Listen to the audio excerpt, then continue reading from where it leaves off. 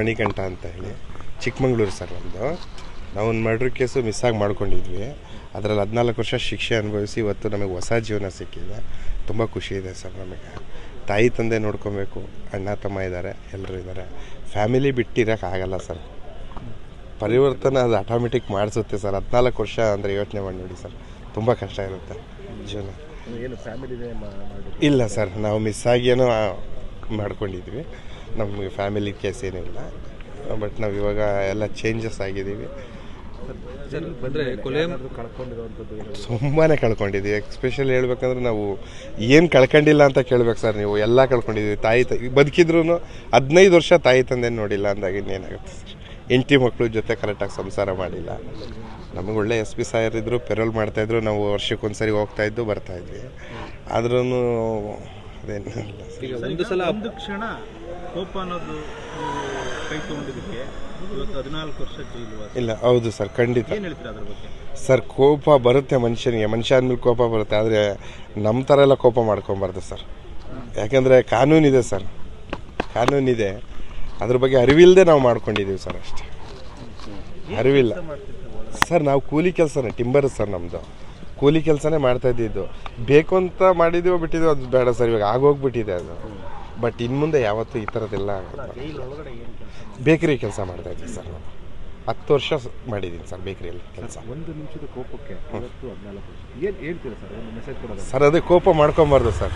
ಏನೂ ಆಗೋಂಥದ್ದಿಲ್ಲ ಕೋಪ ಮಾಡಿಕೊಂಡು. ಪ್ರೀತಿಯಿಂದ ಏನು ಬೇಕಾದ್ರೂ ಮಾಡಿಬಿಡ್ಬೋದಂತೆ.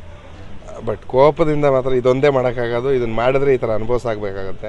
ಕ್ರೈಮ್ ಅಂತೂ ದಯವಿಟ್ಟು ಯಾರೂ ಮಾಡಬಾರ್ದು ಸರ್. ಇದೊಂದು ನನಗೆ ಗೊತ್ತಿರೋದು.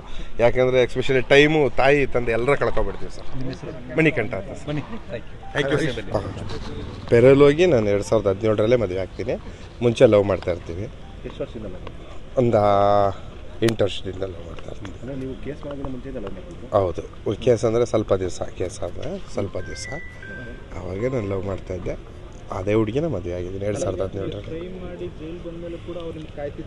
ಖಂಡಿತ ಕಾಯ್ತಾಯಿದ್ರು ಸರ್, ಖಂಡಿತ. ಇವತ್ತಿಗೂ ಕಾಯ್ತಾ ಇದ್ದಾರೆ ಸರ್. ಅಲ್ಲ ಸರ್, ಈಗ ನೀವು ಪೇರೆಂಟ್ ಮೇಲೆ ಬಂದು ಮದುವೆ ಆಗಿ ಮತ್ತೆ ಜೈಲಿಗೆ ಹೋಗ್ತಾರೆ ಗೊತ್ತಿದ್ದು ಅವರು ಮದುವೆ ಆಗ? ಹೌದು ಸರ್, ಖಂಡಿತ.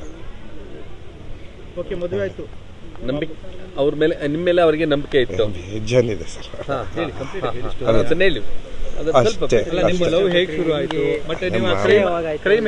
ಕ್ರೈಮ್ ಲವ್ ಮಾಡೋಕ್ಕಿಂತ ಮುಂಚೆನೇ ಕ್ರೈಮ್ ಆಗಿತ್ತು.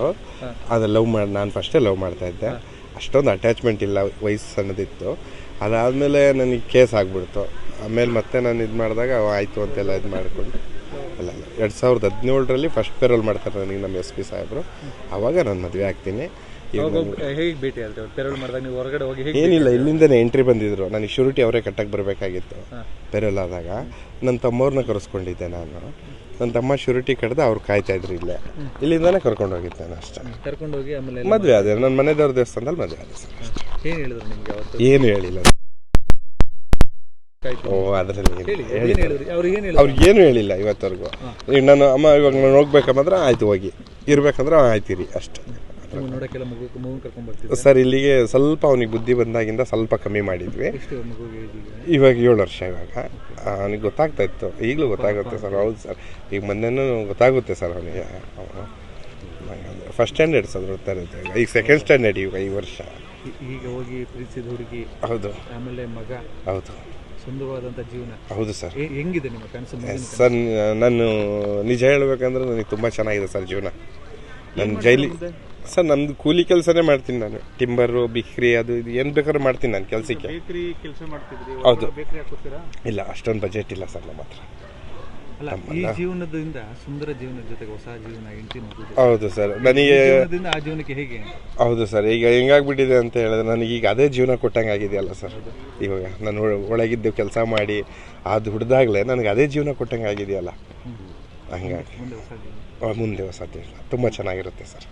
ಹೌದು. ತಾಯಿ ತಂದೆ ಇದ್ದಾರೆ, ಅಣ್ಣ ತಮ್ಮ ಇದ್ದಾರೆ, ಅತ್ತಿಗೆ ಇದ್ದಾರೆ, ತಮ್ಮನ ಹೆಂಡತಿ ಇದ್ದಾರೆ, ಎಲ್ಲರೂ ಚೆನ್ನಾಗಿ ನೋಡ್ಕೊತಾರೆ.